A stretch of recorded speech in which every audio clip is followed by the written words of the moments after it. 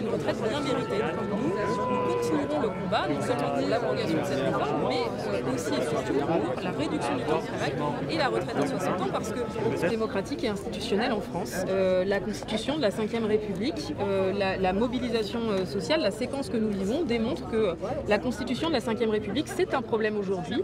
Elle a été mise en place dans un contexte bien particulier, il ne faut pas l'oublier. C'était le contexte de la guerre d'Algérie après des tentatives de putsch des généraux. Donc elle a installé un pouvoir présidentiel fort et en plus depuis elle a été très dégradée avec ce pouvoir qui a été renforcé par le quinquennat, l'inversion du calendrier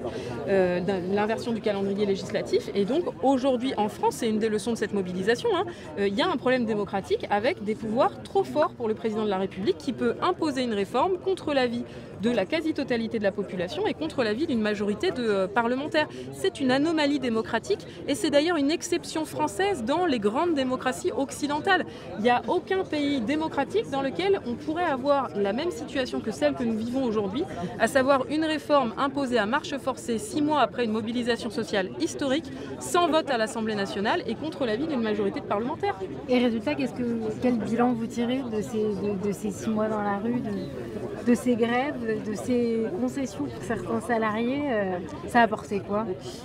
Ces 6 mois de mobilisation, ils ont permis plusieurs points clés. Ils ont d'abord permis de gagner la bataille des consciences et de montrer qu'il y a une majorité de salariés qui souhaitent le retour de la retraite à 60 ans. Puisque dans la mobilisation, on a entendu que non, ça n'est pas vrai. On ne peut pas travailler après 60 ans dans de nombreux métiers du fait des conditions de travail, du fait de la pression au travail. Ensuite, cette mobilisation, elle a permis de remettre les organisations syndicales au centre du jeu, alors que le patronat et le gouvernement voulaient nous marginaliser dans le rôle de spectateurs et de commentateurs de l'actualité.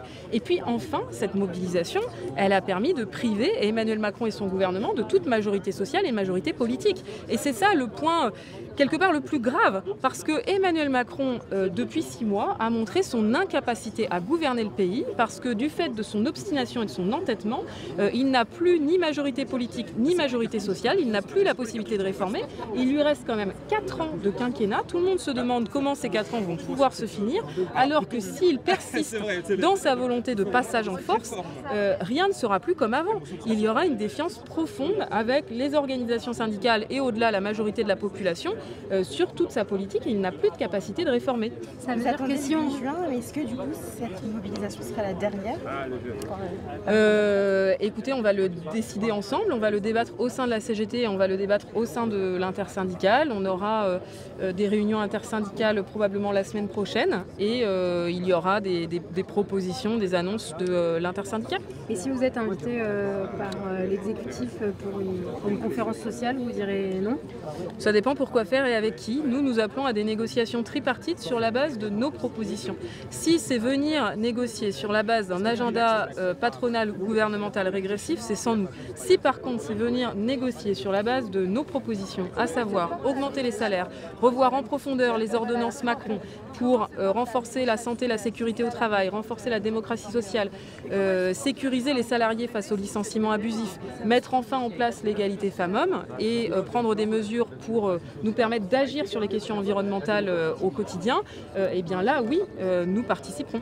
Mais justement, comment vous avez senti le patronat hier sur ces sujets ? Alors hier, on a eu droit à une réunion très instructive et très drôle, puisque ça a permis de faire toute la lumière sur, comment je dirais, le jeu de rôle hypocrite entre le patronat et le gouvernement. Puisque d'un côté, il y a une répartition des rôles en fait, avec le gouvernement qui s'occupe du sale boulot et qui fait les réformes régressives de façon autoritaire, violente, sans aucune négociation. Il nous les impose, comme sur les retraites, comme sur l'assurance chômage ou comme la réforme du code du travail. Et de l'autre côté, quand il pourrait y avoir des avancées sociales, tout d'un coup le patronat se réveille et dit « Ah, je veux négocier ». Pourquoi ? Pour reprendre la main et pour pouvoir imposer son droit de veto. Et c'est ce qu'ils nous ont fait quand hier, ils se sont tout d'un coup réveillés en nous disant « Mais nous, on veut négocier sur l'emploi des seniors ». Et donc on croyait rêver, puisque ça fait quand même 6 mois que le patronat nous dit que sur l'emploi des seniors, ils ne veulent aucune mesure coercitive, qu'il ne faut rien imposer aux entreprises. Ils nous ont dit la même chose en matière de pénibilité. Et pourquoi est-ce qu'ils l'ont dit ? Parce qu'ils voient avec le rapport de force sociale que nous avons mis dans la rue, ils ont peur que le gouvernement prenne des mesures un peu courageuses qui leur imposent des dispositifs contraignants pour les entreprises. Et donc là, tout d'un coup, ils veulent reprendre la main. et nous imposer de passer par une négociation. Par contre, de l'autre côté, pour ce qui est des prérogatives plus strictement paritaires, là, il n'y avait plus personne. Nous, on a demandé, par exemple, à négocier sur l'assurance chômage en disant les règles d'indemnisation des personnes privées d'emploi, c'est aux acteurs sociaux de les définir. Et là, le patronat ne voulait pas négocier sur le sujet, tout simplement parce qu'il n'a pas besoin, étant donné que le gouvernement fait le sale boulot et a révisé de façon unilatérale et violente les règles d'indemnisation des chômeurs, avec des mesures d'une telle violence qu'aucune organisation syndicale ne les aurait jamais signées. Le patronat a bien compris que les organisations syndicales étaient unanimes sur ce point, et donc tout d'un coup, il ne veut plus négocier sur l'assurance chômage.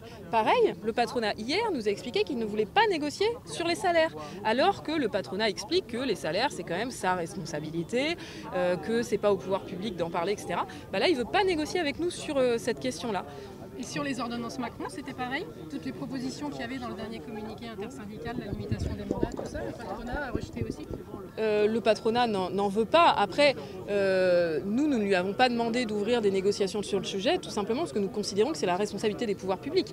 C'est Emmanuel Macron qui a imposé cette réforme violente par ordonnance. C'est à Emmanuel Macron et son gouvernement de la corriger. Et évidemment, le patronat, le sale boulot étant fait, encore une fois, de façon unilatérale par le gouvernement, si on ouvrait des négociations sur les ordonnances, ils n'auraient aucun intérêt à aboutir, sachant que la situation leur convient tout à fait, étant donné que cette réforme violente a rogné considérablement les droits des salariés. Et c'est ça d'ailleurs qui contribue à expliquer que les salaires augmentent si peu dans les entreprises. C'est parce qu'on a perdu du rapport de force dans les négociations collectives à cause de ces ordonnances Macron. Donc un agenda social autonome d'ici l'été, ça paraît peu probable alors? Ça dépend. Nous, ce qu'on veut, c'est négocier sur l'Agirc Arrco et les retraites complémentaires, c'est négocier sur l'assurance chômage, c'est négocier sur les salaires par exemple. Donc il faut savoir si le patronat veut négocier de ces points. Par contre, si c'est tout d'un coup négocier sur des points où de toute manière il nous a dit qu'il refusait toute mesure coercitive, et nous considérons d'ailleurs que sur l'emploi des seniors et la pénibilité, c'est quand même au gouvernement de récupérer sa patate chaude. C'est le gouvernement qui décide de passer unilatéralement une réforme violente et donc qui crée et qui renforce un problème sur l'emploi des seniors. C'est au gouvernement de corriger ce déséquilibre majeur de la réforme. Bonjour Madame Hubert, excusez-moi, la question vous a peut-être déjà été posée, mais on en arrive. Est-ce que vous diriez, comme Laurent Berger, que c'est probablement la dernière mobilisation de ce type?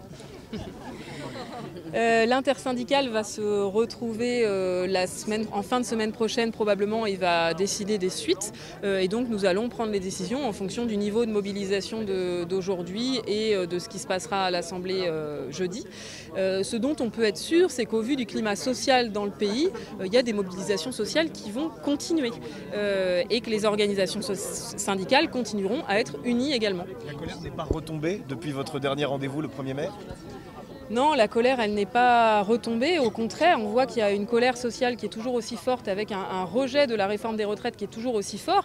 On a déjoué tous les pronostics du gouvernement depuis le début de cette mobilisation, puisque 6 mois après le début de la mobilisation, il y a encore des centaines de milliers de personnes qui se mobilisent dans les rues aujourd'hui.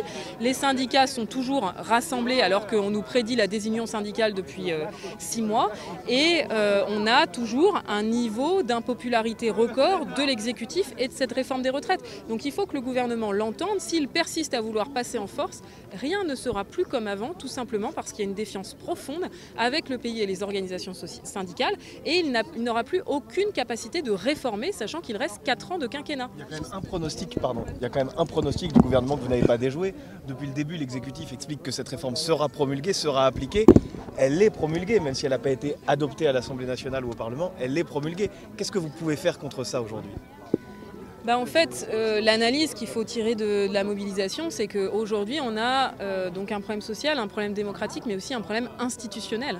Parce que la France, c'est une des seules démocraties du monde dans lesquelles on peut avoir une situation de la sorte, avec une réforme qui est imposée contre l'avis de la quasi-totalité de la population, malgré une mobilisation historique depuis 6 mois, et contre l'avis d'une majorité de députés. Donc il y a un problème avec la constitution de la Ve République qui permet ce passage en force scandaleux et qui a permis à l'exécutif de fermer toutes les portes de sortie de conflit que nous avons ouvertes depuis le début, puisque c'est en s'appuyant sur la Constitution que le président de la République a pu empêcher le Parlement de voter une première fois, qu'il a empêché qu'on ait un référendum d'initiative partagée qui aurait permis de donner la parole à la population pour sortir du conflit, et qui peut-être, mais je ne l'espère pas, permettra à l'exécutif d'empêcher un nouveau vote demain. C'est une situation scandaleuse, c'est très grave d'un point de vue démocratique parce que ça laissera des traces profondes.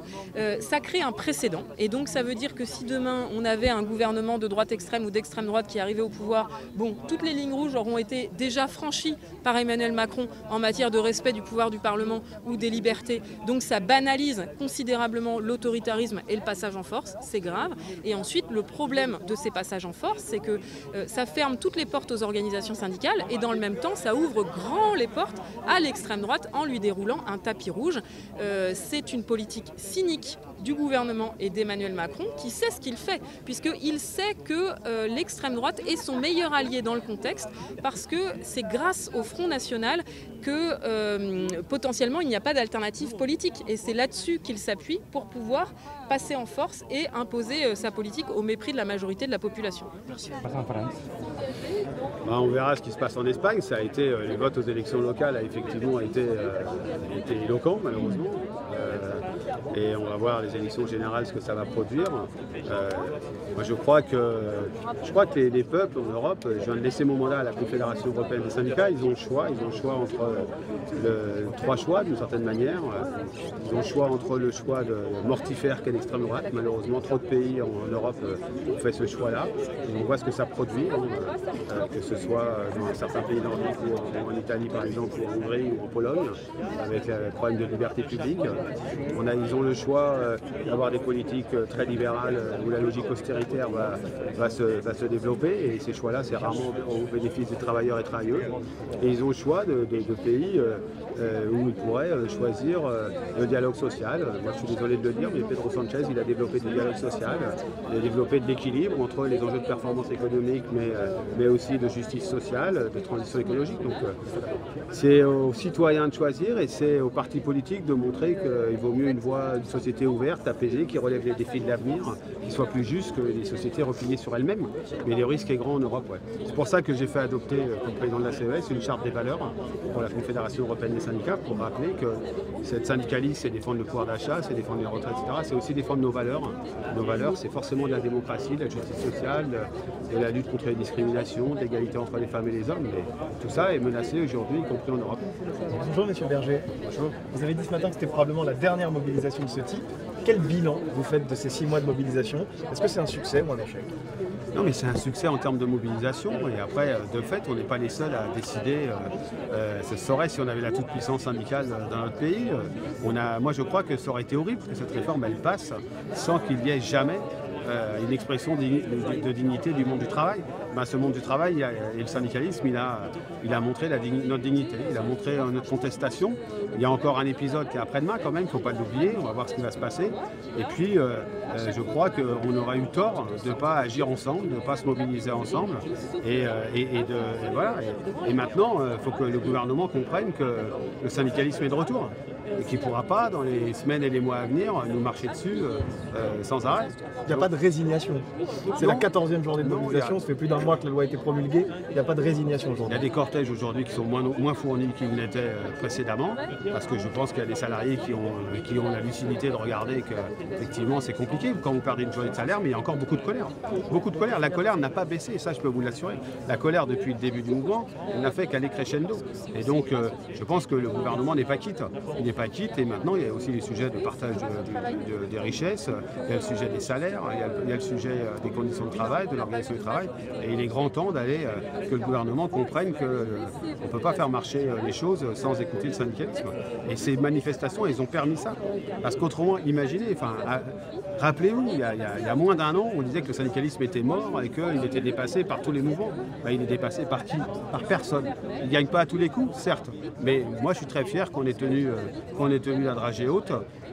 Et je pense qu'il faut que le gouvernement intègre que cette loi, elle ne passe que par des processus parlementaires en en appelant à la Constitution, ce qui est légal, c'est pas de problème là-dessus, mais cette réforme, elle porte un problème de légitimité parce qu'elle n'a jamais été votée par l'Assemblée. Vous avez parlé justement de l'épisode qu'il y a dans 2 jours, juste ici avec la proposition de loi du groupe Lyot. Qu'est-ce que vous en attendez, et même en attendez-vous seulement quelque chose? Moi, j'attends que Parlement puisse enfin s'exprimer sur une mesure qui va changer radicalement la vie de travailleurs et de travailleuses, c'est-à-dire travailler 2 ans de plus dans leur carrière.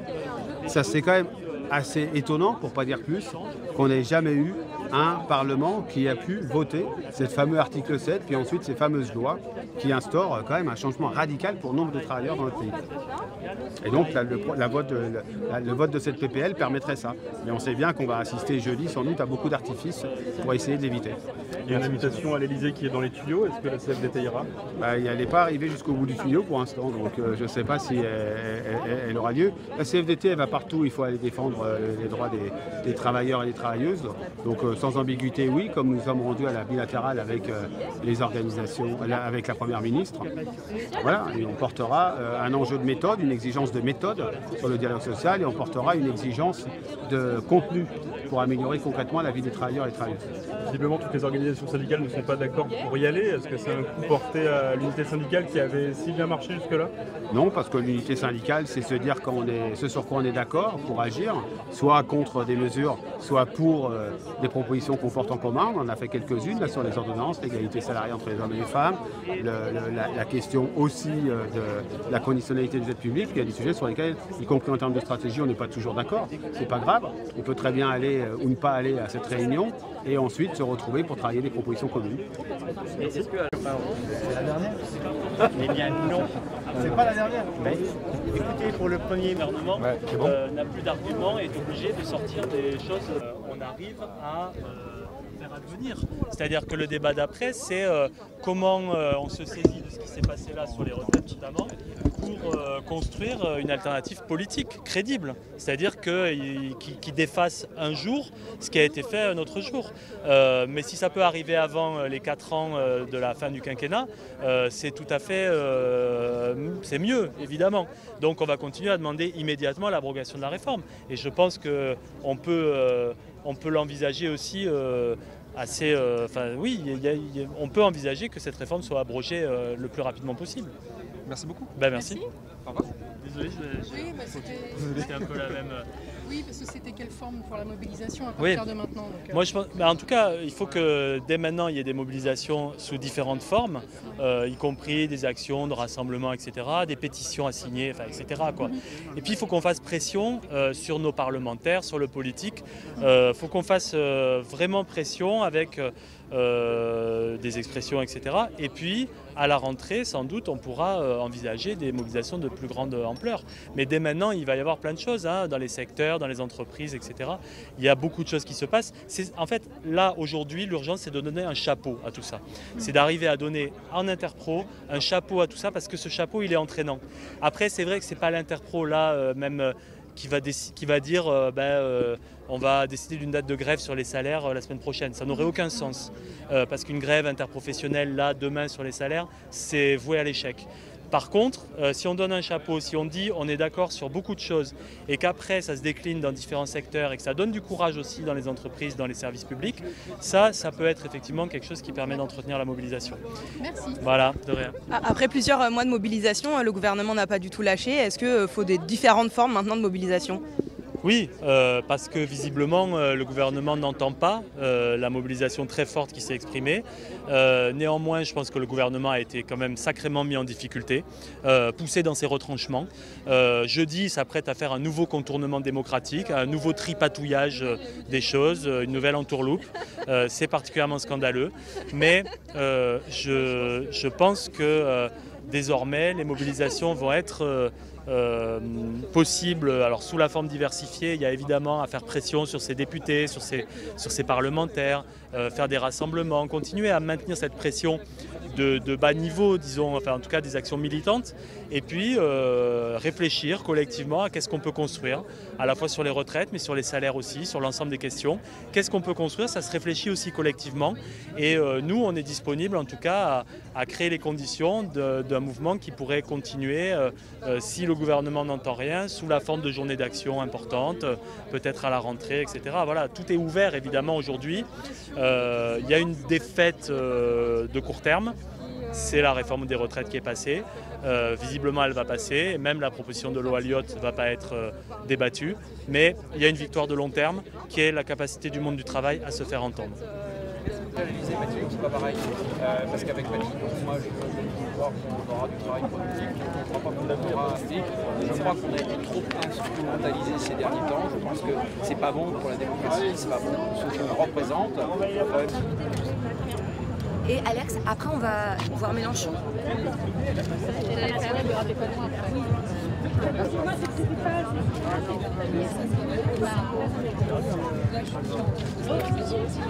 Ça dure. Et si vous êtes à l'aise pour parler comme ça parce que là il fait chaud quand même. C'est pas mon terrain. J'aime bien le soleil.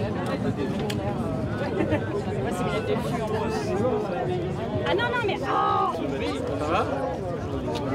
Ça va? Ça va? Allez. Ah, André est là. 23 secondes. Elle est rentrée de Valence, celle-ci. Elle est rentrée. Ah non, par contre, ça va pas du tout. Ça va André Chassaigne, elle laissez passer. Laissez passer André.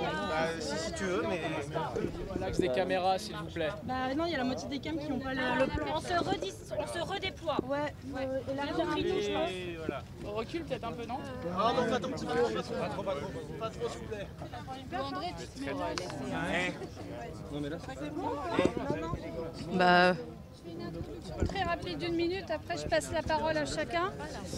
Donc, comme vous le savez, c'est la 14e manifestation à l'appel de l'intersyndicale.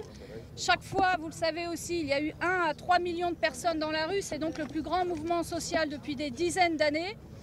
L'intersyndicale est forte et unie depuis le départ. La NUPES aussi est unie dans cette bataille. C'est le sens de cette conférence de presse et nous sommes toujours autant déterminés dans la NUPES avec aussi ces 9 travailleurs sur 10 qui sont opposés à la réforme, la totalité des syndicats de salariés et sans doute la majorité des députés parce que ce que nous dénonçons aussi évidemment c'est l'étouffement de la démocratie parlementaire. En tout cas nous allons nous battre jusqu'au bout pour faire tomber cette réforme des retraites. Je passe maintenant la parole à Mathilde Panot pour la France Insoumise, André Chassaigne pour le Parti communiste, Marine Tondelier pour ELV et Olivier Faure pour le Parti socialiste. Donc bonjour à toutes et à tous. Je crois qu'aujourd'hui tout le monde comprend qu'il y a quelque chose de pourri dans la Macronie. Quand vous voyez que depuis 5 mois, des millions de personnes manifestent et que le pouvoir macroniste décide que la rue et la démocratie sociale ne comptent plus dans ce pays. Quand vous voyez que l'Assemblée nationale allait voter contre la retraite à 64 ans et qu'encore aujourd'hui, des magouilles sont organisées pour essayer d'empêcher le vote de jeudi, ce qui n'est pas dit. Et je le signale juste en passant, mais la Macronie vient de commencer avec 2 défaites cinglantes le début de la semaine, puisque la loi de règlement de 2021 et de 2022 ont hier été rejetées par l'Assemblée nationale, et donc que la Macronie à la fois dans l'Assemblée et dans la rue est aujourd'hui minoritaire, et j'espère bien qu'aujourd'hui nous leur infligerons une autre défaite, et encore jeudi. Donc quand vous avez une Assemblée nationale qui elle aussi est bafouée dans ses droits, jusqu'à la semaine dernière, met en cause l'initiative parlementaire avec notamment l'article 40, avec Éric Coquerel qui a tenu son rôle de manière magnifique pour réaffirmer que non, il y avait encore des propositions de loi possibles à l'initiative parlementaire dans ce pays. Ou que la Macronie, sous pression de l'exécutif, essaye de faire en sorte qu'il n'y ait plus de droit d'amendement pour les parlementaires, alors nous sommes dans une situation où un homme seul pense, encore après 5 mois, qu'il peut décider seul contre tout un peuple. Je le dis solennellement à Emmanuel Macron et à son gouvernement, qu'il ne croit pas que la couleur va disparaître, que les Français sont démobilisés ou même qu'il sortira victorieux de cette guerre d'usure. Je le dis ici, tôt ou tard, l'heure viendra où cette réforme des retraites sera abrogée. Nous l'espérons jeudi, si la présidente de l'Assemblée nationale ne cède pas à toutes les pressions qui sont faites et va, pour la première fois de l'histoire de la Ve République, de décider de ne pas rétablir l'amendement de rétablissement de l'article 1er en utilisant l'article 40 de manière complètement infondée. Elle ne peut pas ainsi abaisser l'Assemblée nationale. Et je le dis comme une alerte. Beaucoup de monde regarderont l'Assemblée nationale ce jeudi, quand vous avez 71% des Français qui veulent que notre proposition de loi dans le cadre de la niche Lyotte puisse être votée. Alors la présidente de l'Assemblée doit écouter cela et redire que dans notre pays, la démocratie ne se négocie pas. Tôt ou tard, cette réforme des retraites tombera. Le plus tôt sera le mieux parce qu'Emmanuel Macron a mis le pays dans une impasse qui est insupportable et que la colère, et nous avions prévenu, a largement dépassé les 2 ans de vie volée aux Français et s'étend maintenant à tous les champs, notamment le champ démocratique et à l'ensemble de la politique d'Emmanuel Macron, dont le peuple français n'espère qu'une chose, pouvoir en tourner la page le plus vite possible. André. Je voudrais, en ce qui me concerne, insister sur 2 points. Le premier, bien sûr, c'est l'objet de la manifestation d'aujourd'hui, c'est notre volonté de faire en sorte que ce projet de loi soit retiré, parce que c'est ça, même si il a pu être promulgué, que des décrets d'application ont été pris, il ne faut pas baisser les armes, il faut continuer à se battre contre un projet de loi, contre une loi régressive, rétrograde, réactionnaire, impopulaire, minoritaire dans le pays. Ça doit être notre premier combat sans lâcher. Et l'ensemble des organisations et des groupes de la NUPS sont sur cette posture. Le deuxième point, c'est la gravité de la situation au niveau parlementaire. Depuis plusieurs mois maintenant, on est véritablement dans une situation où on réduit le pouvoir législatif à rien du tout ou à peu de choses, où la séparation des pouvoirs, qui devrait être le fondement de notre République, est quotidiennement bafouée. Et j'attire l'attention sur le fait que des décisions qui sont prises aujourd'hui au niveau de la présidence de l'Assemblée nationale, ces décisions sont prises à l'opposé de la pratique et la pratique des décennies, y compris sous la Ve République, que les groupes minoritaires, notamment par les niches parlementaires, puissent au moins exercer une journée par an, la possibilité d'amener en débat et de faire adopter des textes législatifs. Aujourd'hui, c'est remis en cause. Mais là où c'est encore plus grave, c'est qu'en étant remis en cause, que ce soit dans le fonctionnement des commissions ou dans le fait de considérer comme recevable tel ou tel amendement ou telle proposition de loi, ce qui est extrêmement grave, c'est que ça crée un précédent, c'est que ça rentre dans la jurisprudence de l'Assemblée nationale, c'est que demain, on pourrait avoir un pouvoir encore plus autoritaire que celui que l'on a, et il est autoritaire, qui sera en mesure de s'appuyer sur ce qui est mis en œuvre aujourd'hui, sur les pratiques qui sont mises en œuvre aujourd'hui, qui vont être considérées comme étant des pratiques acceptables et qui donc pourront être utilisées demain par ceux qui voudront écraser la démocratie, parce que je crois qu'aujourd'hui, on vit une démocrature, mais cette démocrature peut demain ouvrir à une dictature. J'attends que André me... Les micros, s'il vous plaît. Ils sont trop les micros là. Alors, premièrement, je suis très contente de pouvoir vous dire qu'on est dans un moment qui est grave parce que dans une démocratie, on peut discuter social, environnement, on peut être d'accord ou pas sur des sujets, mais il y a un truc qui compte, c'est l'état de droit et la qualité de notre débat démocratique. Et ce qui se passe aujourd'hui, moi j'ai laissé intervenir d'abord les présidents de groupes parlementaires parce que c'est vous qui vivez. Moi je ne suis pas parlementaire, vous le savez. Mais ce à quoi j'assiste de l'extérieur me préoccupe énormément. Premièrement, je pense souvent à vous et vous faites un travail, c'est lui qui doit parler longtemps. Je pense souvent à vous et vous faites un travail qui est remarquable et je sais qu'il doit être difficile. Parce qu'en fait, quand on veut aller siéger à l'Assemblée nationale, c'est pas pour ça. C'est pas pour se battre sur des trucs de procédure et d'article 40, c'est pour débattre du fond. Et depuis le début, tout est fait pour qu'on ne débatte le moins possible du fond et le plus possible de procédure. Ce qui est inquiétant, c'est que c'est jamais bien de jouer avec les règles du jeu au fur et à mesure que la partie avance et selon ce qui vous arrange ou pas. De base, faut pas faire ça, même au Monopoly. Mais quand vous êtes par ailleurs chef de l'exécutif ou présidente de l'Assemblée nationale, bah en fait c'est encore plus grave parce que c'est notre démocratie à nous toutes et tous qui est en jeu, donc moi ça m'inquiète énormément. Cela étant dit, j'ai été beaucoup critiquée au tout début de cette séquence retraite pour avoir utilisé le mot ZAD pour zone à défendre démocratique. Qu'est-ce qui s'est passé depuis? On peut se dire que, en fait, eux ils disent on a gagné, c'est fini. Ils n'ont pas gagné, on n'a pas perdu. On n'a pas non plus gagné, ils n'ont pas non plus perdu. Est-ce que ça vous rappelle quelque chose? On est exactement là dans le moment qu'on peut appeler une ZAD. C'est-à-dire que personne n'a gagné, personne n'a perdu, tout le monde tient. Ils ont gagné peut-être des batailles, nous aussi, des batailles culturelles, des batailles d'éléments sur les 1200 €, sur pourquoi vous voulez prendre à tout le monde 2 ans, mais pourquoi on ne va pas regarder d'autres personnes qui peut-être peuvent aussi contribuer à l'effort. On a mené des batailles, on a aussi gagné des batailles. Et aujourd'hui, ça continue. Tant que cette loi n'est pas en vigueur, personne n'a gagné et personne n'a perdu. Et comptez sur notre détermination. Vous voyez là les discours qui s'enchaînent. On est toutes et tous d'accord, on est toutes et tous déterminés et on ne lâchera pas, puisque tant que cette loi n'est pas en vigueur, personne n'a gagné, personne n'a perdu et en tout cas, nous, on continue. Et Bob Marley arrive. Les écolos n'aiment pas le temps. Il y a un sabotage. Bon, le président... Je te promets, c'est pas les verts. Pas les verts, d'accord. Ah oui, mais c'est les verts, excusez-moi. Louis, je fais un message. C'est du sabotage. C'est du sabotage. C'est du sabotage. Oui, bien sûr. Louis, le micro plus haut. On va voir si Marine a l'autorité sur le camion. Est-ce que c'est Roderick sur Autrement, j'y vais quand même. On entend là ou pas ça? Je pense qu'on l'entend. Je pense qu'on l'entend. Bon, le président s'était engagé à 100 jours pour parvenir à l'apaisement.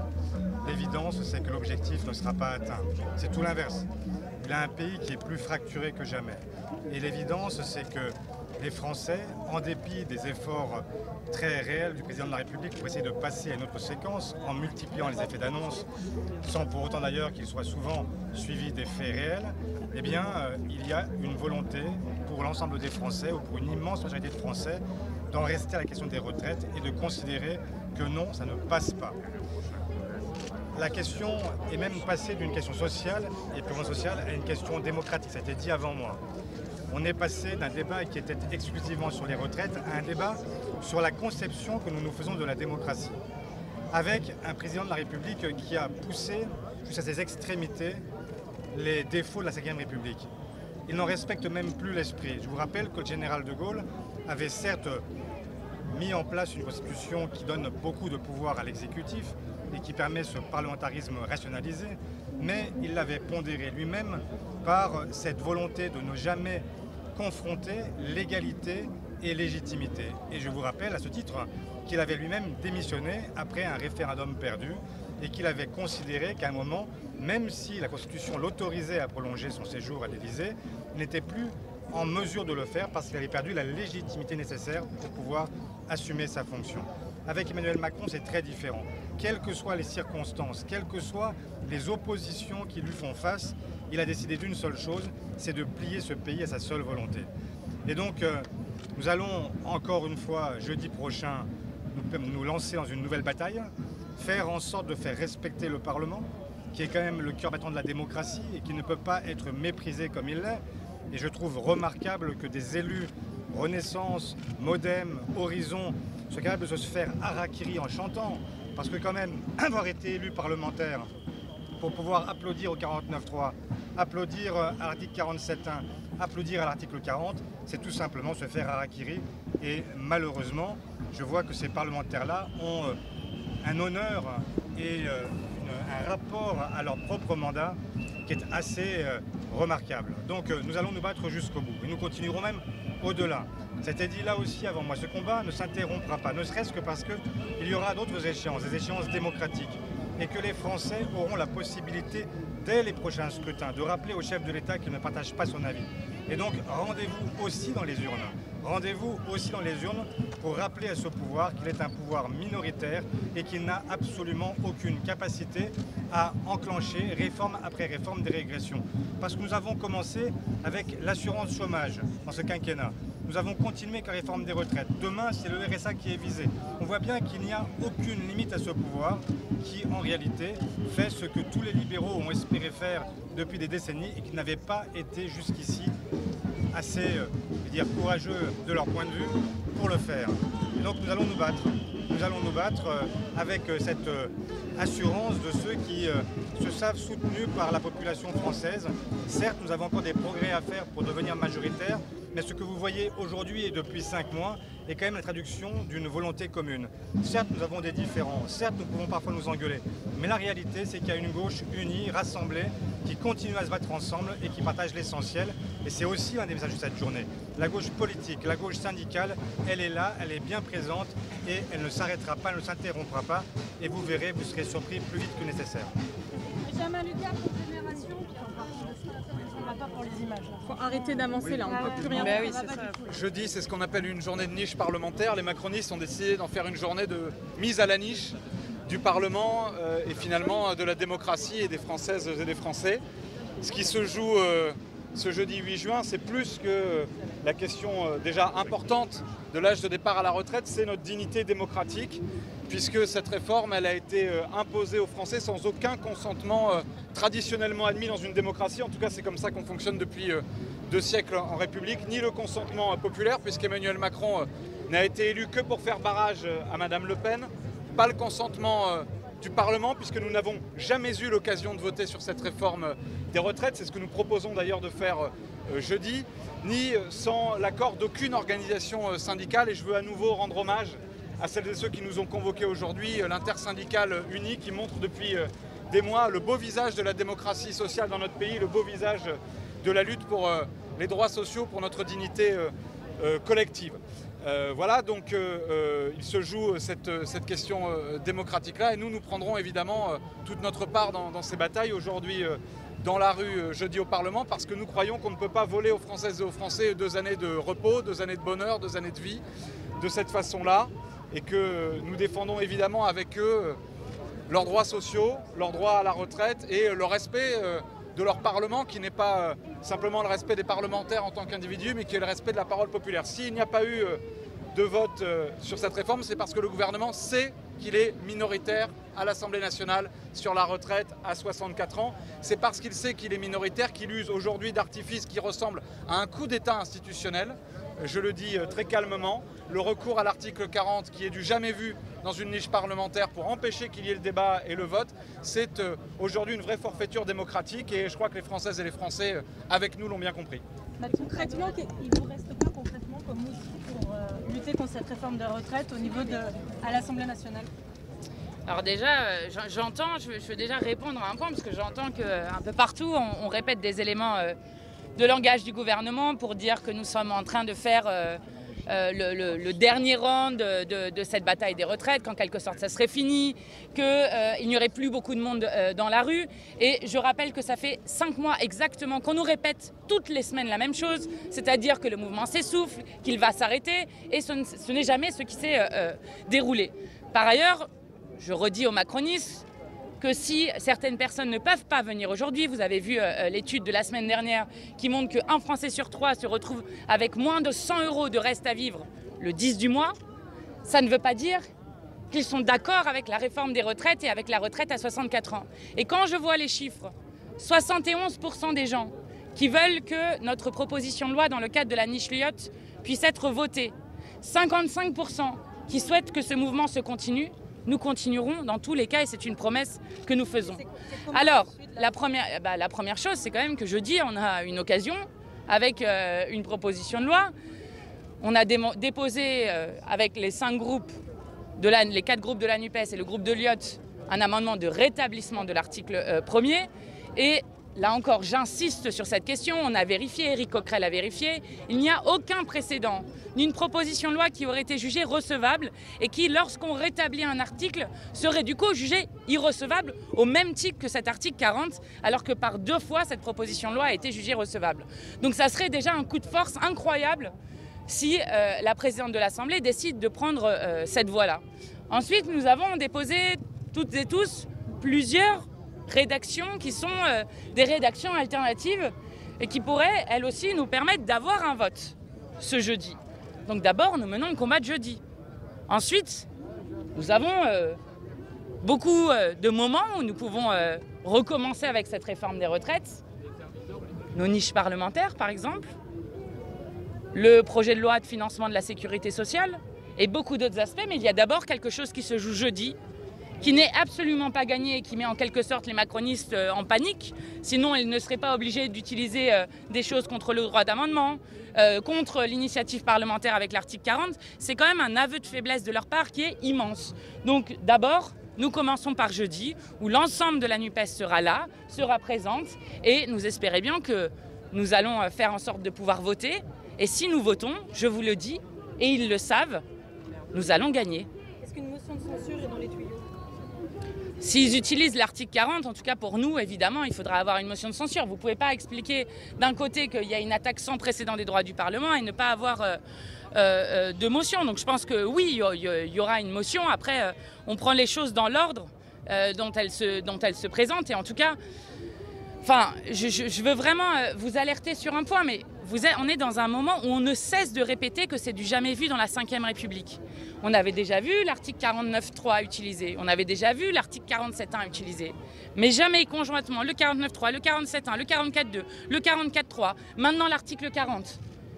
Et c'est du jamais vu. Donc il faut se rendre compte du franchissement de seuil qu'on est en train de faire et réagir en conséquence. Et je crois que une des raisons pour lesquelles les attaques sur la NUPES sont si fortes, c'est parce que nous sommes une alternative politique aux macronistes. Et nous comptons bien redire aujourd'hui que nous avons gagné une victoire.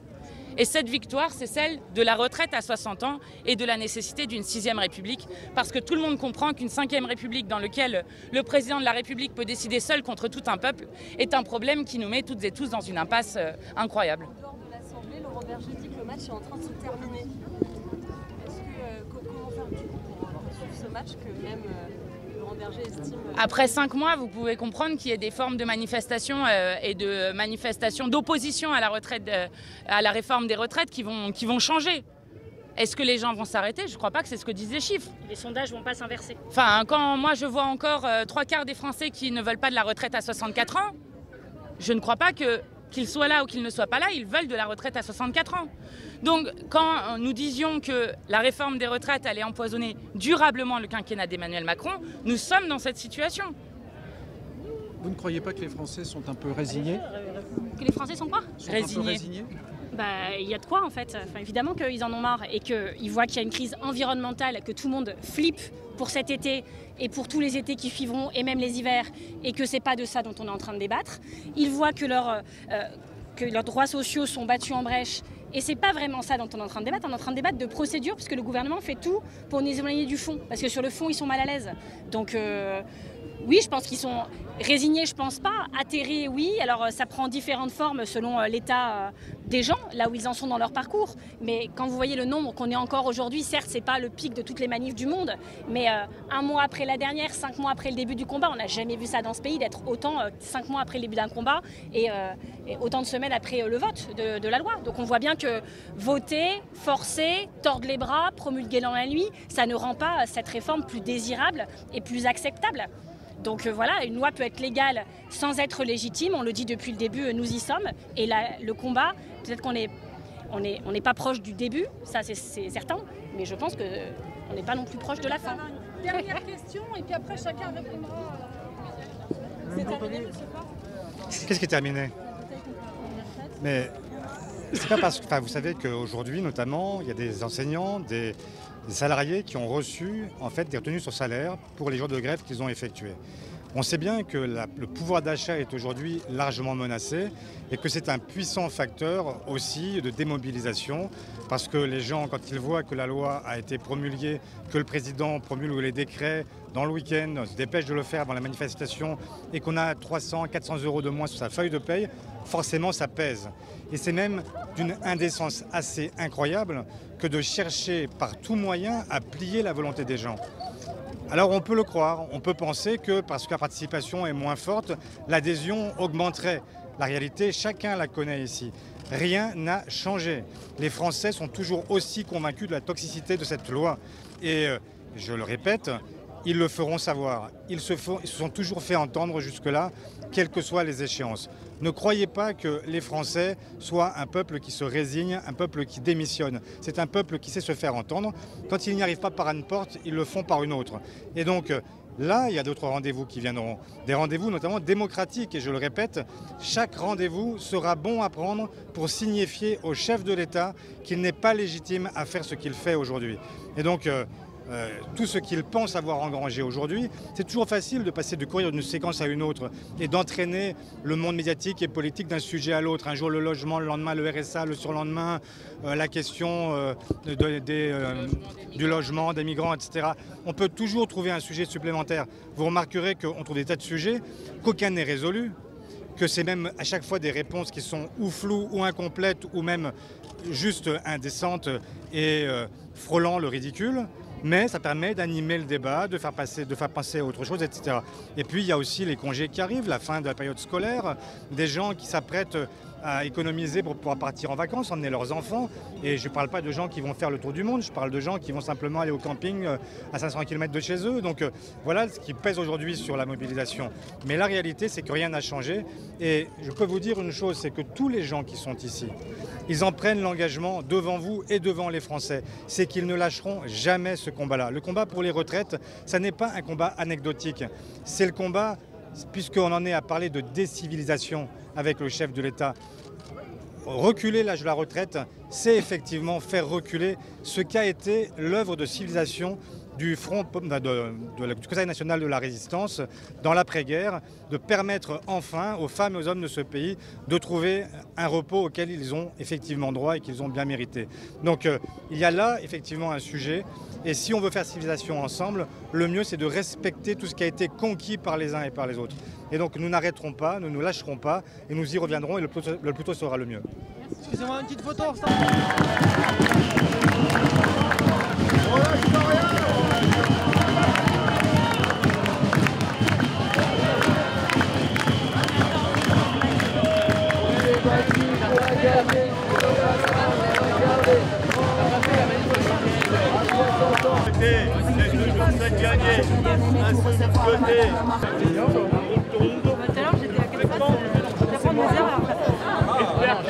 Alors, non, mais moi j'ai dit, tu l'appelles, tu dis c'est quand la dernière. Non, d'accord. Moi je m'en rappelle.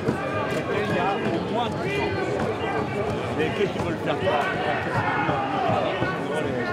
Je pense que. Il faudrait que tu ne dites pas ce que j'ai dit, hein.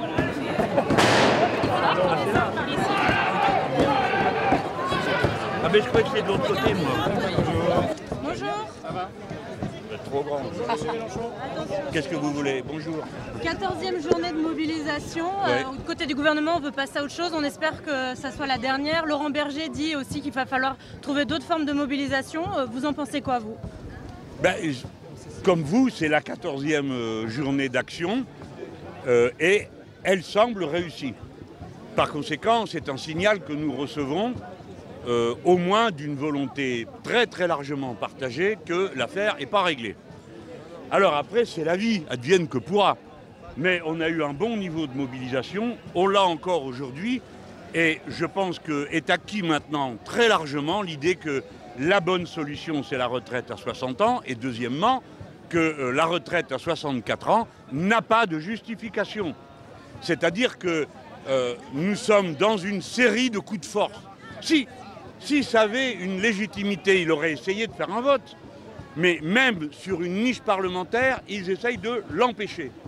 Autrement dit, nous sommes le seul pays au monde où on peut décider que tout le monde va travailler 2 ans de plus ou être au chômage 2 ans de plus, sans qu'une seule fois, une assemblée parlementaire n'ait voté un texte comme une décision comme celle-là. Je pense que, vous savez, les Français se sont empoisonnés petit à petit et ils ne se rendent plus compte d'à quel point tout ça est choquant et n'a plus rien à voir avec l'idéal républicain.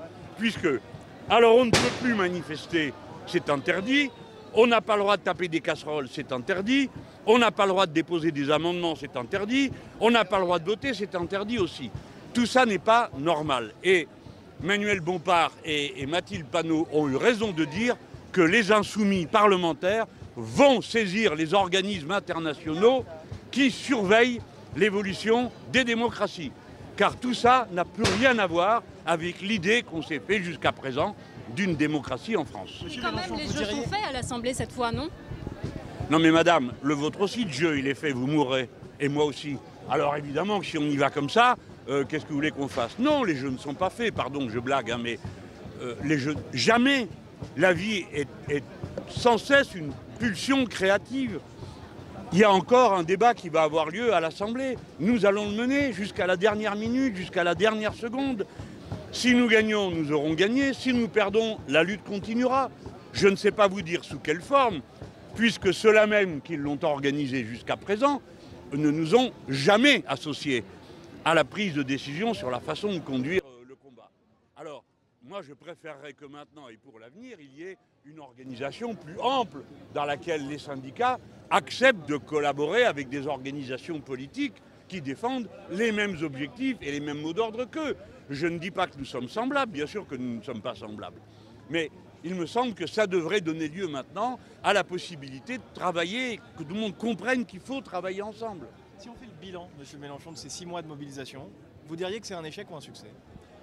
Bon, alors ça dépend à qui vous vous adressez. Si vous vous adressez, j'ai compris, mais si vous vous adressez à la part qui en moi réfléchit à l'évolution de la société française, je vous dirais qu'il s'est passé quelque chose d'extraordinaire et qui laissera une marque indélébile dans l'esprit des Français. Car rarement on a vu un mouvement social d'une telle ampleur, c'est le plus important depuis un demi-siècle, rarement on a vu une telle unanimité s'exprimer dans les sondages, dans les interviews, vous-même vous avez vu ça tout le temps autour de vous, de gens d'origine les plus diverses socialement et même politiquement, être d'accord pour dire qu'il y a une façon de vivre dont maintenant une masse de Français ne veut plus.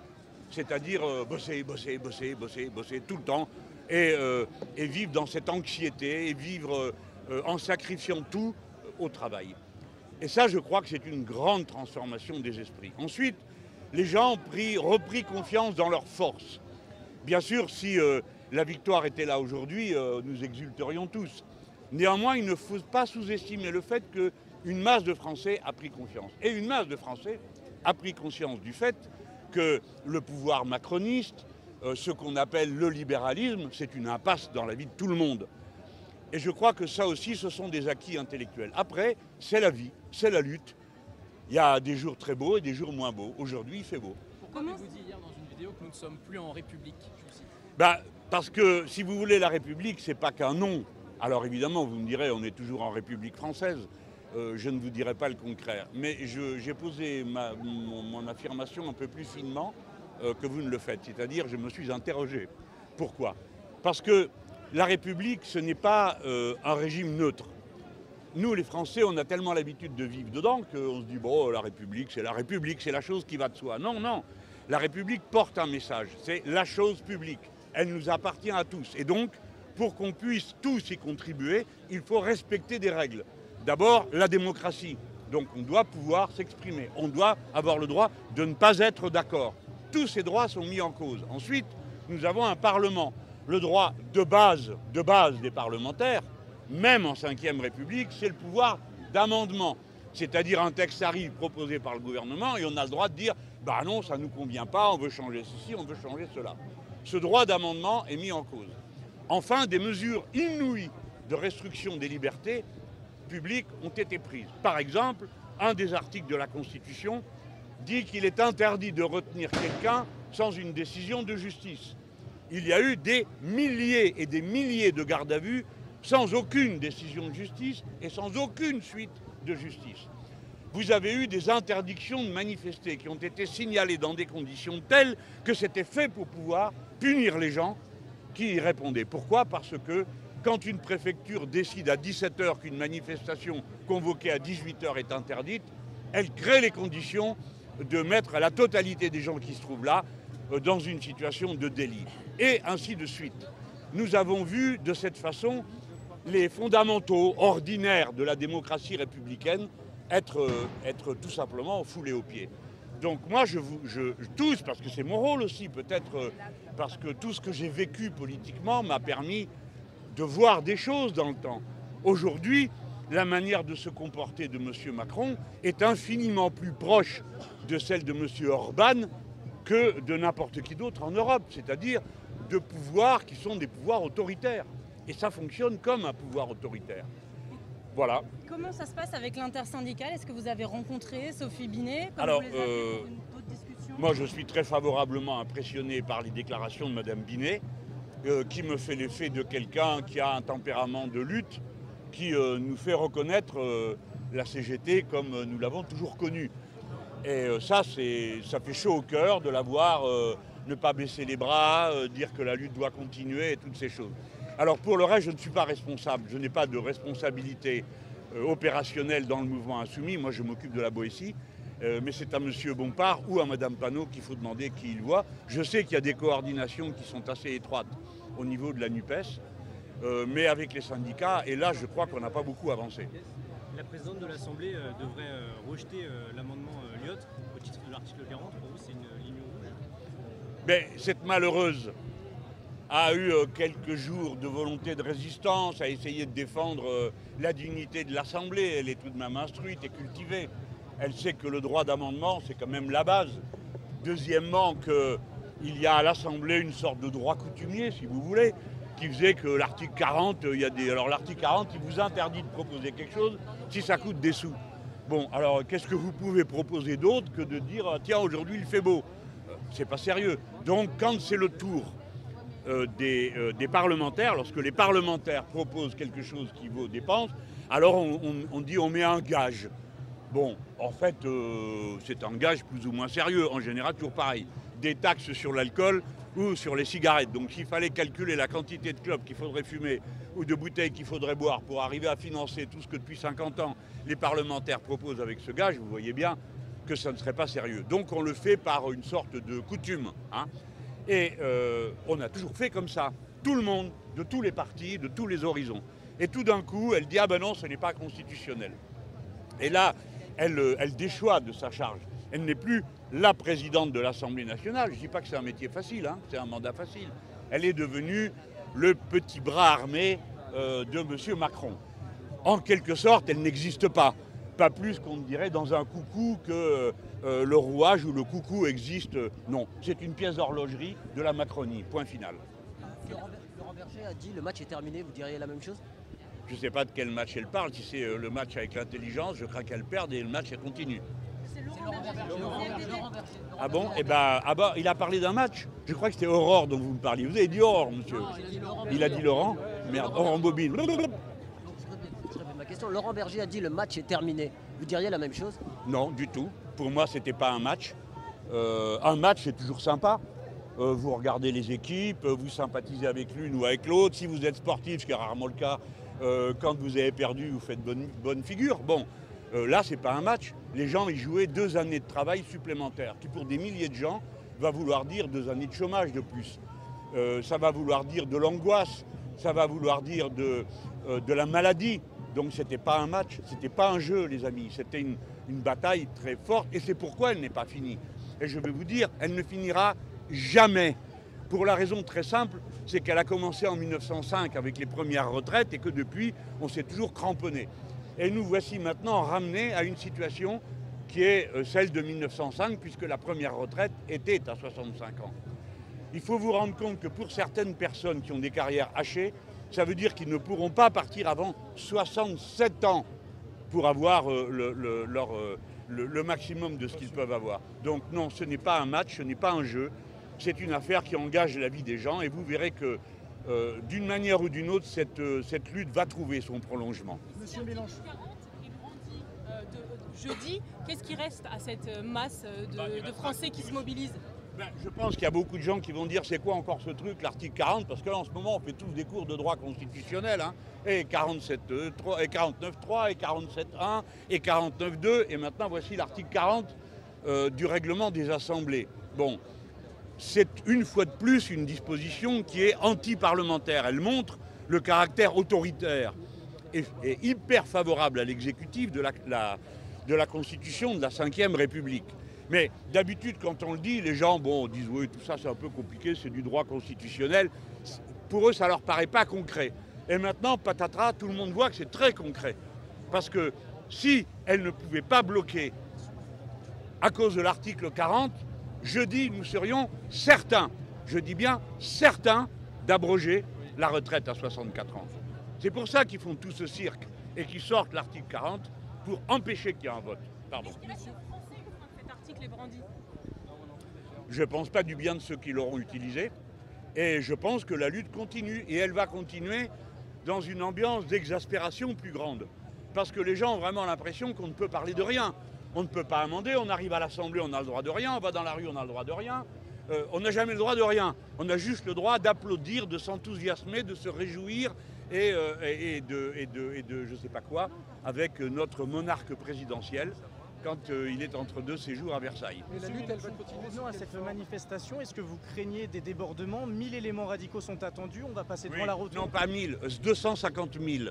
Parce que vous savez que dans ce pays maintenant, on annonce des bandes armées, on ne fait rien pour les arrêter, mais on les annonce. On annonce la participation à la manifestation 2 jours avant, et regardez comme ça tombe bien. Le jour où ça a lieu, ça correspond pile poil au chiffre. Monsieur Darmanin, c'est assez foutu de nous, d'accord, qui s'occupe des bandes de fascistes et viendra après nous dire ce qu'on doit faire. Parce qu'il y en a plein le dos de cet homme et de ses manières de faire. Cet encouragement permanent, cette indifférence qu'il a à ce qu'endurent les travailleurs et leurs syndicalistes. Vous avez vu les scènes qu'ils ont fait, à juste titre, personne n'était d'accord pour qu'on aille embêter le chocolatier. Mais alors, quand on enlève un délégué syndical, qu'on le roue de coups, qu'on lui vole son argent et qu'on le jette sur la route, il n'y a pas un mot du ministre de l'Intérieur pour dire que ce sont des méthodes inacceptables. Vraiment, M. Darmanin est une espèce de ministre du Rassemblement national à l'intérieur du gouvernement macroniste et rien d'autre. Et rien d'autre. Vous ne craignez pas les débordements aujourd'hui? Non, pourquoi je les craindrais? Il n'y en aura pas. Ça, c'est pas parce que M. Darmanin m'annonce la présence des provocateurs ou de je ne sais pas qui. Pardon? Les services de renseignement. Oui, vous les fréquentez, vous l'ont dit à vous? Non, vous n'en savez rien, donc colportez pas des nouvelles sur lesquelles... Pardon, monsieur, je vous parle comme ça parce que après on devient tous fous. Alors moi, je lui réponds et on fait... et vous savez quoi? Il paraît que le Père Noël va venir avec 2 martiens. Qu'est-ce que vous en pensez, monsieur? Mets-lui le micro, il va répondre.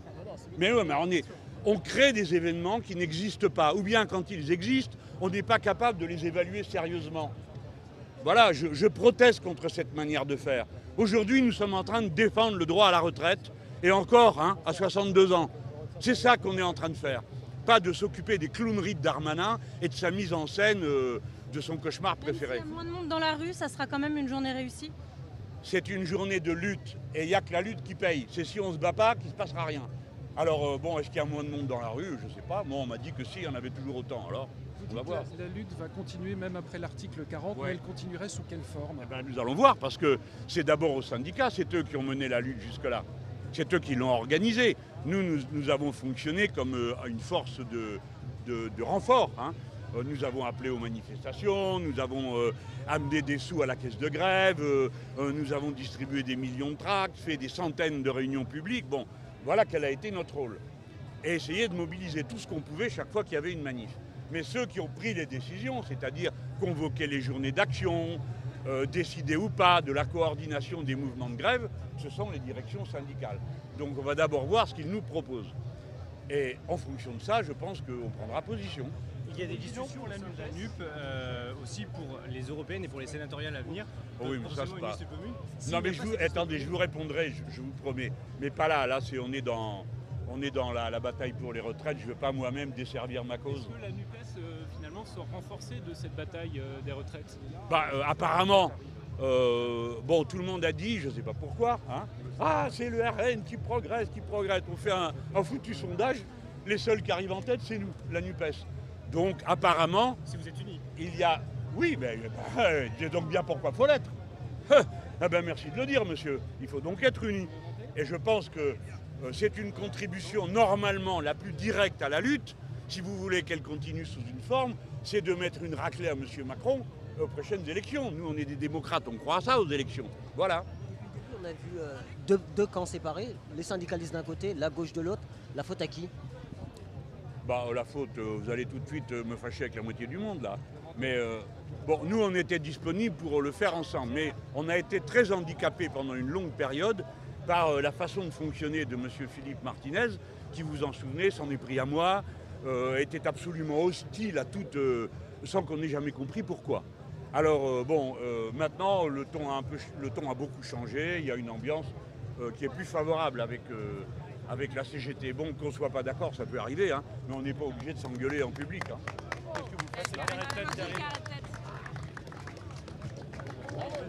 J'ai plus de jambes. J'ai plus de jambes.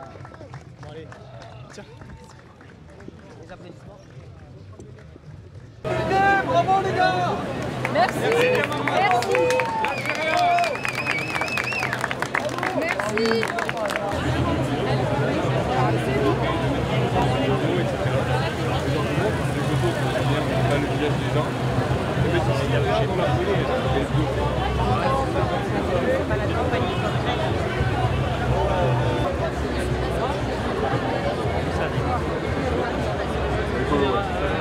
Loïc Coudhomme, d'autres, ils n'ont rien à foutre. Nous, on bouge. Et ils disent de quoi?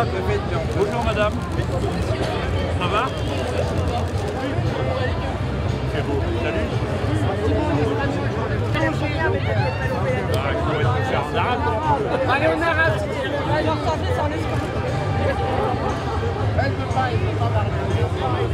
Souvent à la télé espagnole, je l'attends en espagnol. Si, à Amiens, je ne connais pas.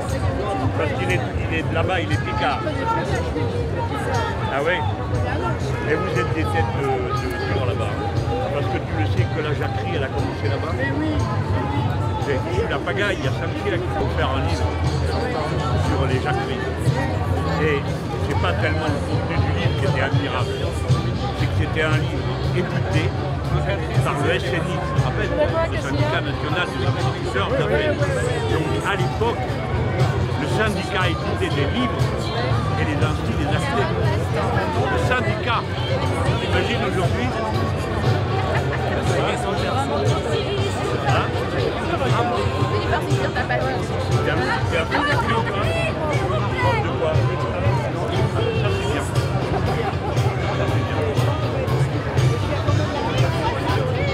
Et alors attends, je vais dire un truc qui peut-être va te faire plaisir. Les 68. J'étais pas né. Moi oui. Et je vais faire. J'étais pas en mai 68. Elle dit oui. Elle dit article. Hein? Elle dit article.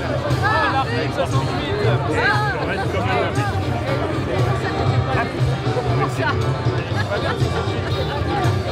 alors qu'est-ce que je fais? Oh, c'est tandem, je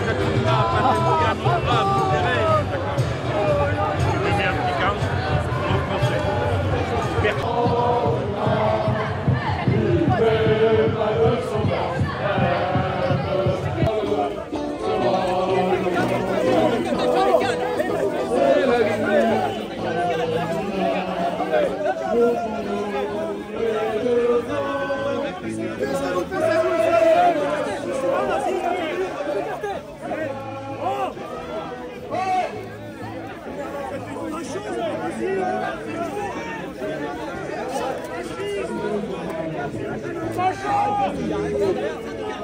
Cassez-vous! Cassez-vous! De la provocation! Et que passez-vous là?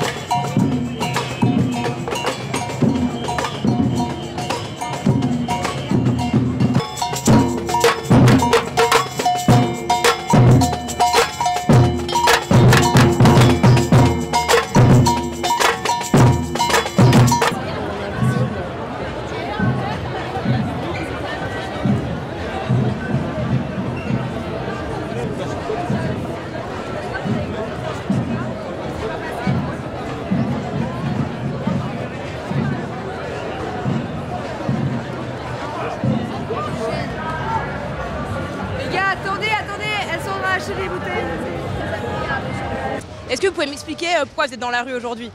C'est ma 12e manif sur 14 et accessoirement j'ai 60 ans aujourd'hui. Je suis directement concernée par la réforme des retraites. Et bon, c'est moins pour faire bouger le gouvernement parce qu'on voit bien, comme l'indique l'affiche, que M. Macron ne bougera pas.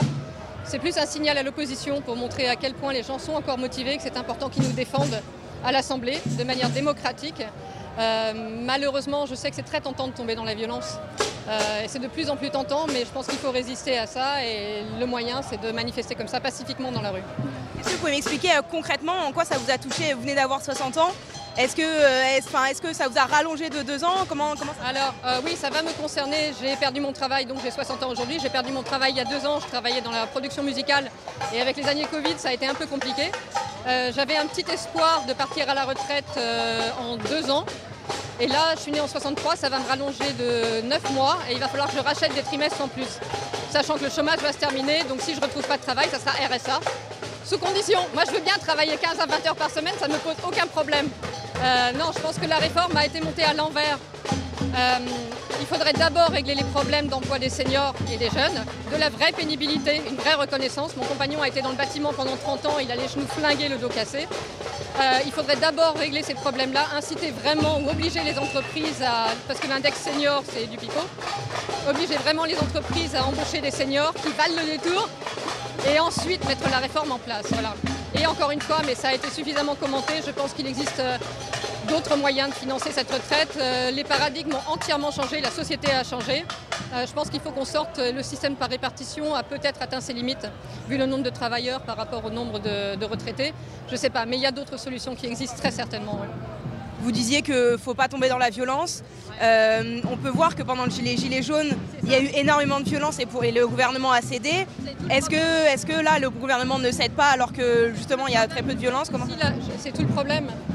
Et c'est très tentant de tomber là-dedans, comme je le disais, mais je crains qu'à un moment donné, ça n'arrive. Et c'est vrai que les Gilets jaunes ont obtenu des choses par la violence, mais vous voyez le message envoyé par le gouvernement, cassez tout et vous obtiendrez ce que vous voulez. Agissez démocratiquement et vous n'obtiendrez rien. Donc,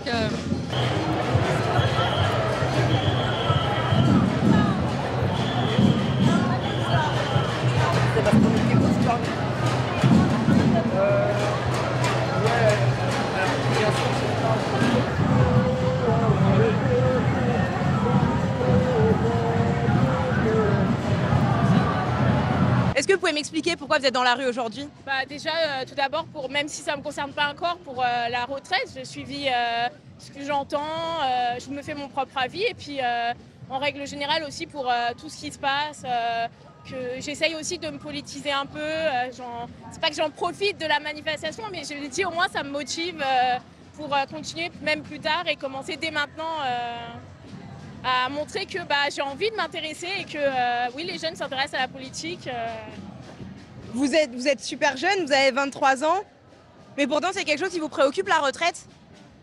Alors, par rapport à d'autres personnes, pas autant que ça, mais oui, je me dis que j'aimerais bien devenir prof et c'est vrai, à plus de 60 ans, me retrouver face à des élèves qui ont entre 11 ans et 17 ans, soit collège ou lycée, je me vois pas à 60 ans. Il y a un décalage trop important et puis c'est quand même l'usure.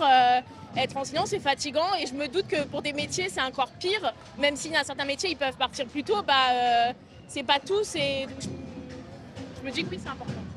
Ça fait plusieurs mois qu'il y a des mobilisations, pourtant le gouvernement ne bouge pas beaucoup. Est-ce que vous y croyez encore? Alors qu'il change d'avis, j'ai de plus en plus du mal à y croire, mais que par contre ça peut mobiliser les gens pour toutes les élections qui peuvent venir, pour toutes les formes de manifestations de plus en plus importantes ou d'arriver à faire plier le gouvernement. J'y crois de moins en moins, mais j'y rêve toujours, j'y pense. Aujourd'hui, il y a une grande partie d'éléments radicaux qui sont attendus. Est-ce que vous craignez des débordements de la manifestation? Alors là, pour l'instant, j'ai rien vu moi aujourd'hui, mais les autres fois, oui, il y a eu des débordements et bien sûr que c'est toujours un peu compliqué, mais moi je pense que manifester, ça doit se faire le plus calme possible, même s'il faut montrer qu'on peut être en colère, mais ce que font certaines personnes, je ne cautionne pas et j'espère que ce sera de moins en moins, oui, de radicaux qui sont mis en avant aussi. Est-ce que vous pensez qu'ils peuvent finalement faire plier le gouvernement grâce aux violences? J'y crois pas beaucoup, mais on peut que espérer et ce serait que du positif et ça montrerait qu'on nous écoute quand même toujours un peu et qu'on n'est plus totalement invisible et que parce que c'est les Français et la France sans les Français c'est compliqué.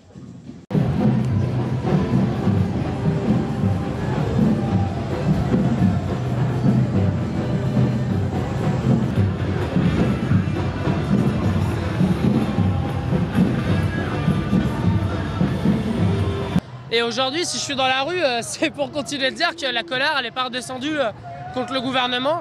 Il nous annonce triomphalement, de manière quand même un petit peu cynique, que le processus démocratique a pris fin, que ça y est, il a gagné. Bon, nous, on a quand même plein d'autres choses à dire sur le fait que l'inflation continue de grignoter les loyers, qu'on se prend toujours la police et des mesures autoritaires dans la tronche jour après jour, mais qu'on va pas s'arrêter, qu'on va pas baisser les bras. Et je pense qu'il y a beaucoup de monde pour le dire aujourd'hui. Aujourd'hui, est-ce que c'est la dernière mobilisation ou est-ce que quel est la suite du mouvement pour vous? Je pense pas que ce soit la dernière mobilisation parce qu'en même temps qu'on parle aujourd'hui, il y a énormément de grèves sur le terrain des salaires. Là, notamment la grève à Disney, moi je m'attendais pas à voir ça, mais ils ont commencé à 200, ensuite 500, ensuite 2000, et ils n'ont pas l'air de vouloir s'arrêter. Donc il y a toute une contestation sociale qui continue. Peut-être que ça va prendre sur les salaires, sur la question de l'inflation, peut-être sur la question de la lutte contre les idées d'extrême droite, au soutien aux migrants, aux personnes qui sont pourchassées par la police. Parce que le gouvernement il est dans une fuite en avant réactionnaire, il va de plus en plus vers l'extrême droite. Pareil pour les Républicains, sur le terrain de repousser les migrants aux frontières, les harceler avec la police, etc. On le voit, y compris avec ce qui se passe à Mayotte, avec l'opération Wenbouchou. Donc je pense que ce serait aussi très bien s'il y avait une mobilisation pour se battre sur ce terrain-là et rappeler des idées d'ouverture des frontières, de l'internationalisme. Ça me paraît important et je pense qu'il y aura du monde pour se battre aussi sur tous ces sujets. Après plusieurs mois de mobilisation, le gouvernement n'a pas vraiment entendu les contestations dans la rue. Est-ce que vous y croyez encore qu'il puisse vous écouter? Moi je pense qu'il a entendu. Je pense qu'il s'en fiche. Voilà, je pense qu'il a très bien entendu. D'ailleurs, il a donné des trucs pour les étudiants. Il nous a donné, il a augmenté les bourses, il a fait des annonces sur le SNU à un moment, ça ne sera pas obligatoire, etc. Bon, il est revenu sur tout ça, bien évidemment, mais il est capable, il sait ce qu'on veut, mais il ne veut pas nous le donner parce que voilà, le gouvernement, il ne travaille pas pour nous, il travaille pour le patronat, il travaille, etc. Bon, pour tout ce milieu-là. Nous, il faut bien qu'on comprenne que tout ce qu'on obtiendra, ce sera par la lutte. Et il a montré qu'il était en difficulté en ce moment, il n'arrive même pas à faire passer ses lois à l'Assemblée, même avec ses meilleurs alliés que sont les Républicains et le Rassemblement national. Donc cette pression-là à l'Assemblée, elle vient de la pression de la rue. Et ça, c'est un truc qui montre qu'on peut un peu gagner. Et pareil, sur les salaires, il y a plein de grèves qui sont victorieuses, comme à Verbaudet, malgré toute la répression policière qui se sont pris dans la tronche. On peut faire quand même un rapprochement avec les Gilets jaunes qui ont eu gain de cause grâce à la violence. Est-ce qu'aujourd'hui, il faut de la violence pour que le gouvernement écoute? Bon, en tout cas, le gouvernement, lui, il utilise de la violence, et pas que contre les Gilets jaunes, il l'utilise aussi dans les quartiers populaires. Mais là, on l'a vu en manifestation contre des cortèges syndicaux, à Verbaudet, justement, contre des syndicalistes. Moi, je pense qu'effectivement, notre meilleure réponse, c'est le nombre. C'est d'être des dizaines, des centaines, des millions dans la rue. Et ça, on a un peu montré qu'on pouvait gagner là-dessus. Après, je pense que c'est un peu aussi comment est-ce que les gens ils s'organisent pour répondre face à cette répression. Il y a les services d'ordre syndicaux, dans les facs aussi, comment se protéger face aux attaques, y compris de l'extrême droite, qui est allée jouer du coup de poing contre les étudiants dans leurs universités. Bon, la question c'est comment est-ce qu'on va réussir à unifier tout ça et faire un mouvement encore plus massif et plus global. Et là, je pense que la police du gouvernement, elle suffira pas à arrêter le mouvement.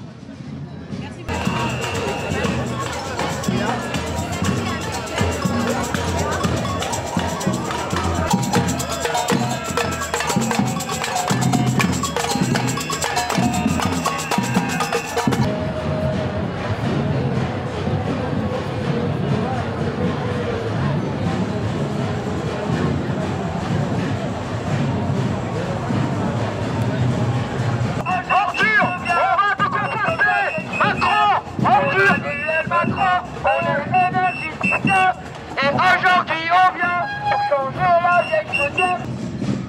que vous pouvez m'expliquer pourquoi vous êtes dans la rue aujourd'hui?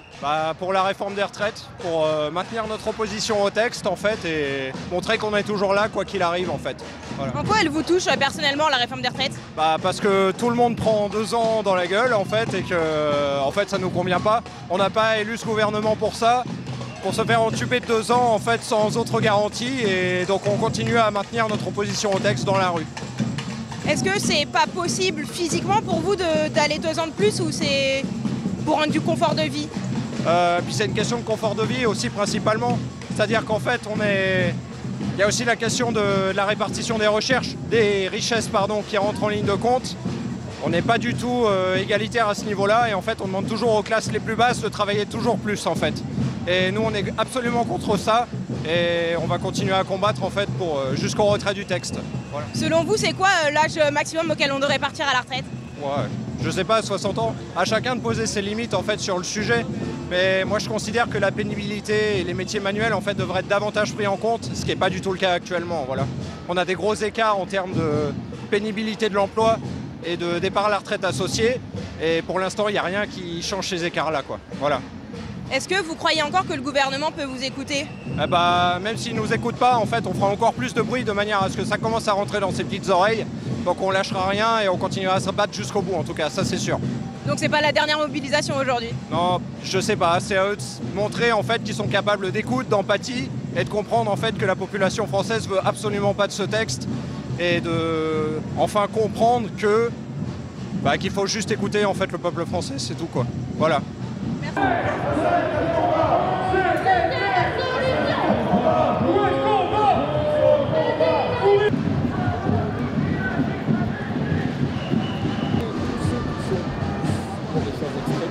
Oui, ouais, c'est vrai. Et donc pour moi, c'est un cul-de-sac dans lequel on est en train de direct. Donc moi, je n'ai pas forcément participé.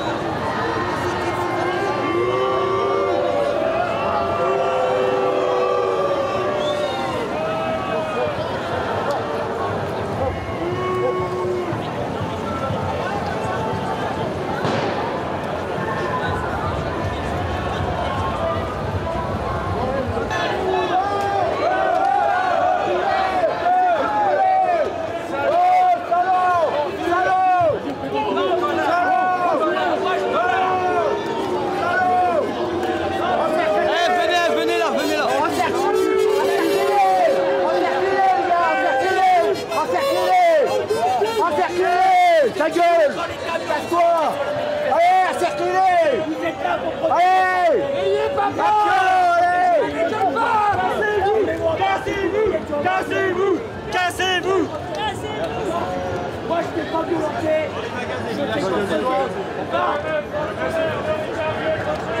Maintenant, tu m'appelles un chef. Moi, je veux parler à un chef.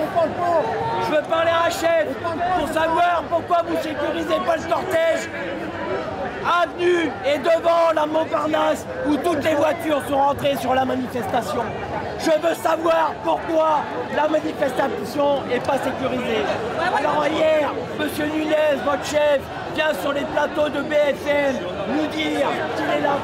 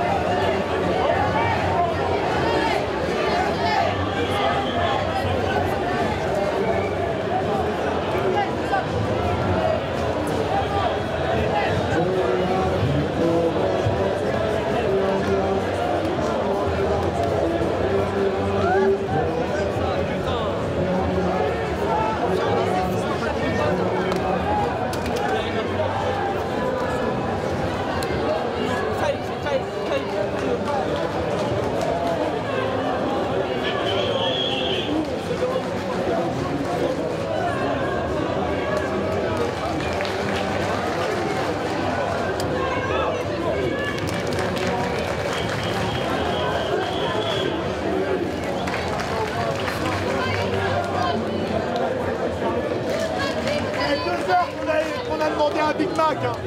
2 heures qu'on a demandé un Big Mac, toujours pas servi, ça va péter.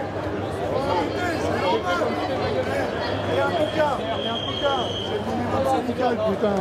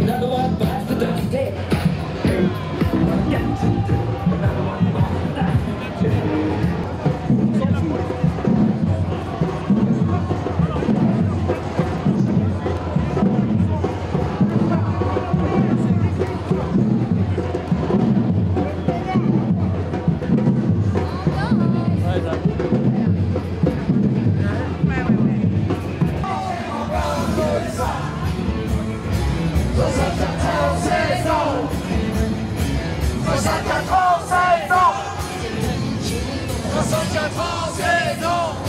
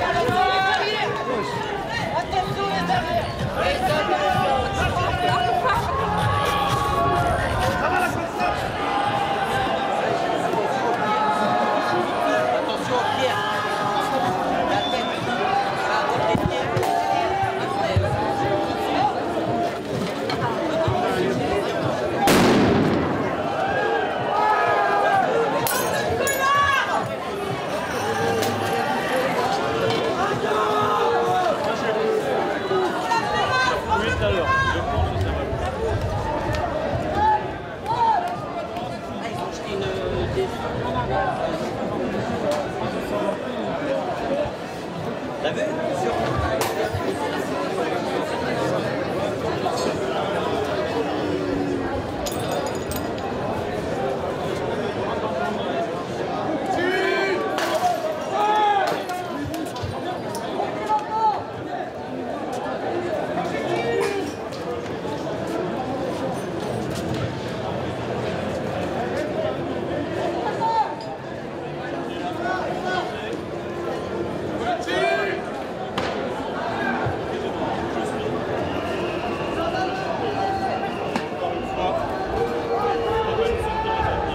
Massivement.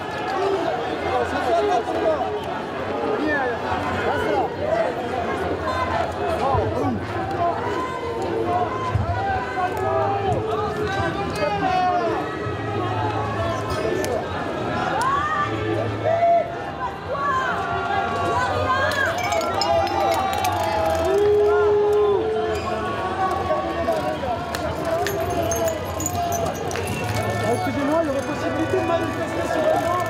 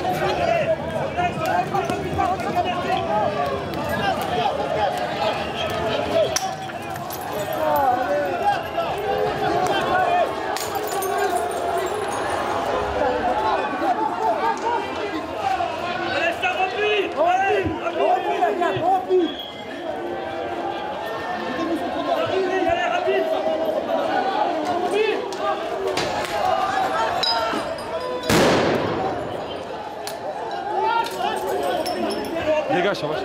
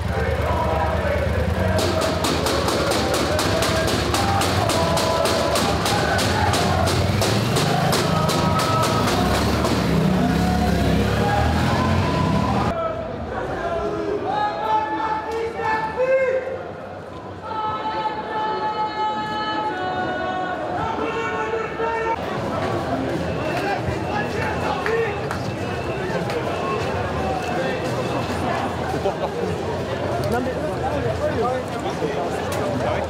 ça y est.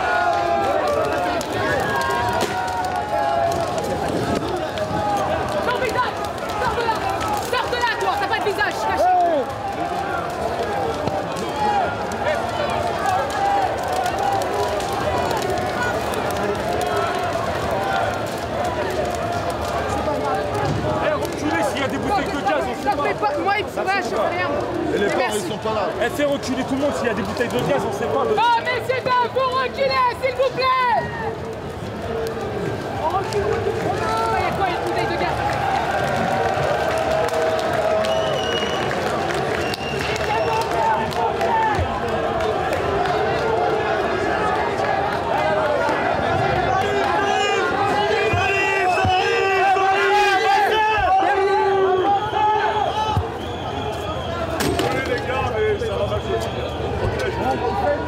Rien, c'est con.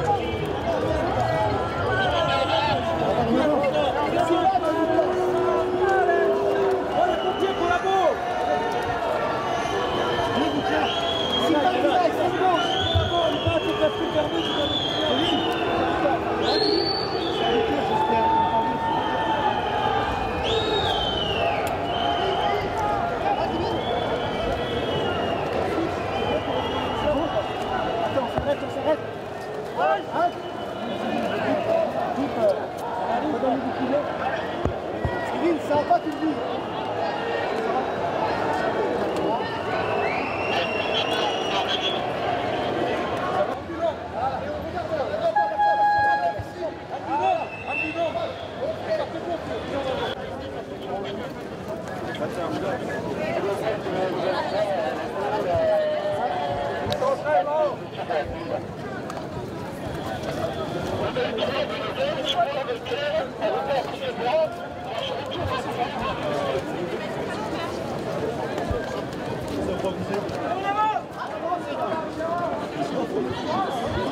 Ça va?